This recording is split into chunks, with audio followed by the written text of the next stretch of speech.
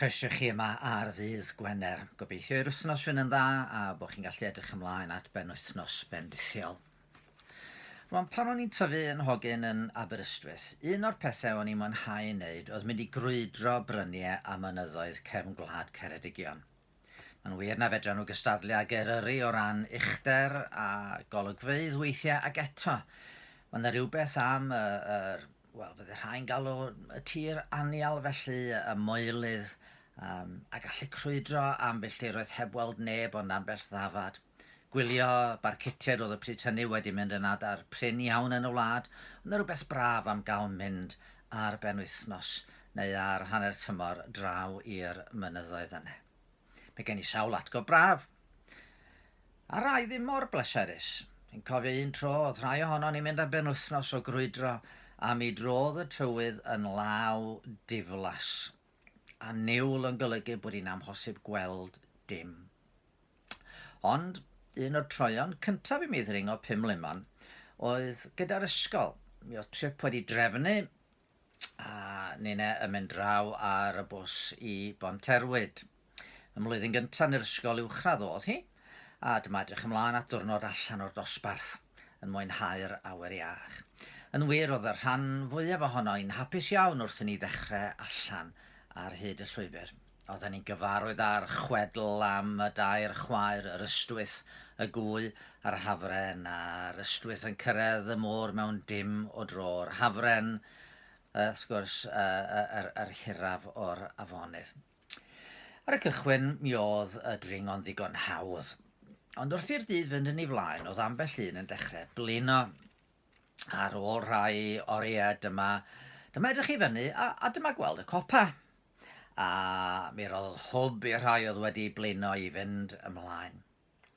Ond pan gyrhaeddon ni be oedd yn edrych fel y copa, wel, nid dyna oedd o mewn gwirionedd, ond rhyw fryncyn, copa rhyw fryncyn, a wedyn oedden ni'n gweld copa arall o'n blaen ni. A dyma ni yn mynd a dringo hwnnw a meddwl, reit, dyna fo'r copa. Ond yr un peth oedd yn wir eto. I ddweud i gwir, o'r bryncyn bach hwnnw, oedd rhaid mynd i lawr cyn bydden ni'n gallu dringo yn uwch eto. A fe ddigwyddodd hyn sawl tro mewn gwirionedd cyn i ni gyrraedd y copa go iawn, a rhai o'n nghyd ringwyr i yn dymuno rhoi fyny mewn gwirionedd, ddim isio mynd ymlaen. Mae bywyd yn aml yn gallu bod braidd fel yna dydy. Cymwch i'r helynt Covid-19 yma. Mi ddechreuodd y peth fisoedd yn ôl a ni'n ceisio bod yn gydwybodol yn dilyn y rheolau. Ac ar y dechrau, mi oedd yna rhywfaint o novelty am yr holl brofiad yn doedd. Pobl yn sylwi fel ag oedd byd natur yn ffynnu wrth i'r traffig a'r diwydiant dywelu. Mi oedd y tywydd yn braf iawn am dipyn o'r amser hefyd yn doedd, a oedd hynny'n siŵr o fod yn help.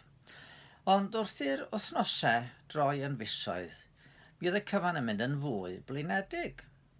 Ond wedyn, tynnu at ddiwedd yr ha, mi oedd pethau'n edrych yn obeithiol yn doedden nhw. Oedd y niferoedd wedi mynd lawr a phob dim, a ni'n meddwl, wel, ydyn ni'n cyrraedd y copa.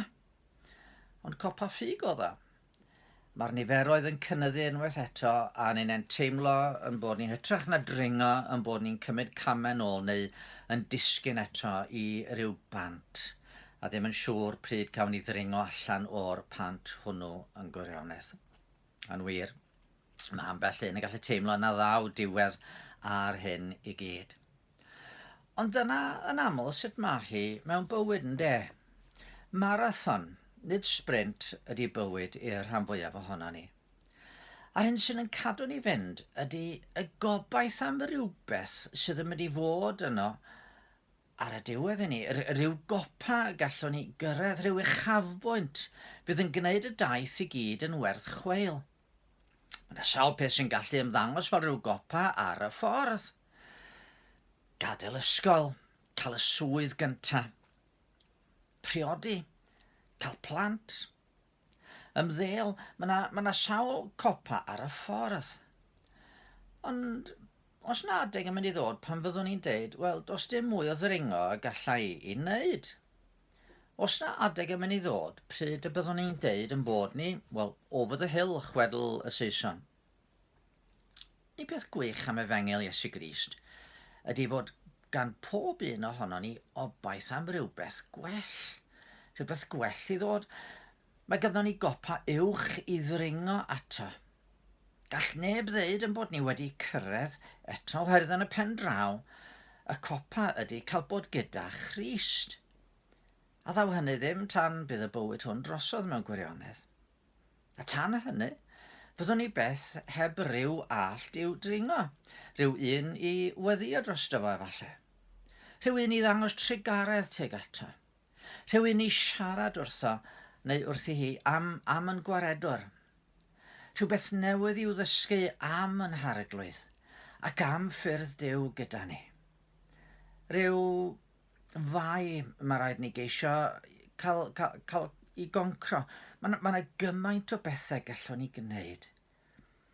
A fyddydodd Iesu mae'r sawl sy'n dyfalbarhau i'r diwedd y gaiff ei achub. Rwan, mae rhaid mi gyfaddau mod i weithiau yn teimlo wedi blino. Dwi'n teimlo dan y don weithiau ac angen rhyw anogaeth i fynd ymlaen. Yn yr adegau hynny, mae geiriau'r apostol Paul yn aml yn dod fel rhyw hwb i ni. Chi'n cofio beth ydodd o? Rwyf am ei adnabod ef, a grym ei atgyfodiad a chymdeithas ei ddioddefiadau wrth gael fy nghydffurfio a'i farwolaeth ef. Fel y cafir ofodd gyrraedd yr atgyfodiad oddi wrth y meirw. Nid fy mod eisoes wedi cael hyn, neu fy mod eisoes yn berffaith, ond rwyf yn prysuro ymlaen, mwyn meddiannu'r peth hwnnw y cefai sinau ei fwyn fy meddiannu gan Grist Iesu. Gyfeillion, nid wyf yn ystyried fy mod wedi i feddiannu, ond un peth, gan anghofio'r hyn sydd o'r tu cefn, ac ymestyn yn daer at yr hyn sydd o'n blaen. Rwyf yn cyflymu at y nod, i ennill y wobr yma Duw yn fy ngalw i fyny ati, yng Nghrist Iesu. Chi'n gweld, mi ddaren ni gyrraedd copa Pumlumon, a mi oedd yr olygfa yn werth i gweld. Mi ddringo ni heibio helynt Covid-19 yr yw ddydd. Ond i ni sy'n barod i afel yn y gobaith Cristnogol, mae yna olygfa well yn disgwyl. Yng ngeiriau Ioan, cawn ei weled ef fel ag y mae. Fe gawn ni edrych ar yr un ddaru'n caren ni ddigon i ddod i'r byd a marw drosto ni. Adwch chi ni weddio.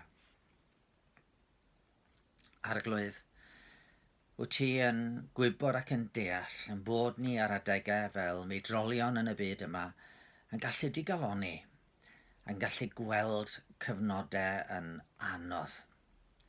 Maddau ni o ddiwn tad pan da ni yn colli'n gobaith, a helpa ni ysgweli di fod yn dda i edrych ymlaen at y dydd y cawn ni weld yn harglwydd am gwaredwr.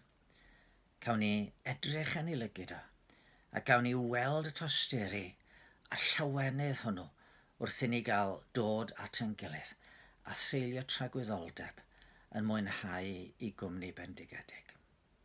Amen. Rwan, wrth ringo, mae weithiau'n braf cael hoi fach. A mi ydw i fod yn cael hoi fach neu wyliau dros y pythefnos nesaf. Dwi'n ame braidd os gael grwydro ymhell, ond mae hyn yn golygu na fydd na ddim gair o'r Gell am bythefnos. Bydd croeso i chi ymuno yn yn hoedfan ar y Sul, a dwi'n bwriadu dod yn ôl os fydd Duw'n caniatáu. Mewn pythefnos yn ôl yma i'r Gell. Ond tan hynny, wel, ewch a sicrhewch eich bod chi bob amser yn cadw'ch golwg ar y Duw all eich bendithio a'ch cadw.